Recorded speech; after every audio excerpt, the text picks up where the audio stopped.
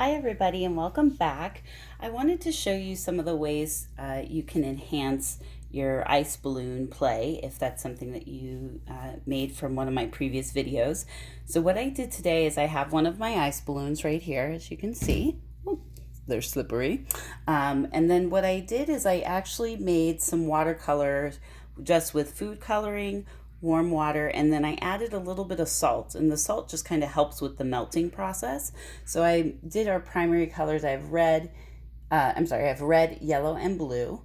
Again, just mixed with some warm water, some salt, and the food coloring. And you want it to be kind of strong so that it'll show up when you paint.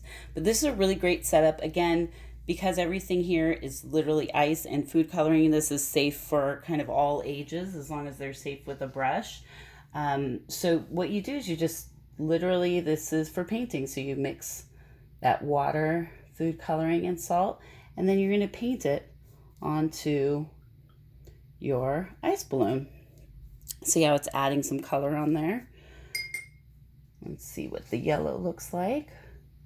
Again, this is really great also for mixing colors. If you're learning about what happens when you mix yellow and blue, all of a sudden you've got some green coming through there, which is really fun. We'll get some red going as well. Kind of just paint, and it makes this really great kind of watercolor ice project. Now obviously this is something you can leave out to melt, or you can even actually freeze it again. You can freeze it again and see if the color stays or if it melts away. And then you can also rinse them off. That's what's kind of neat about these ice balloons, is you can rinse the outside of them off. All this color will wash away, and you can freeze it again, and then you can use it day after day, which is really nice.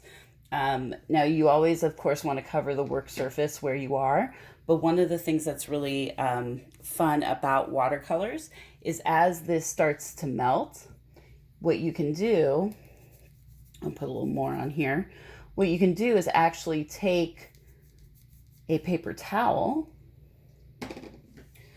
and fit it under your work surface. So you just take a paper towel like this, and you can actually have it either under the balloon or nearby, so that as that watercolor starts to melt and drip, it will drip onto the paper towel. And I'll just give you an example. I'll just drip some on here. If you're dripping some watercolor onto a paper towel, because they're absorbent, it kind of ends up bleeding a little bit.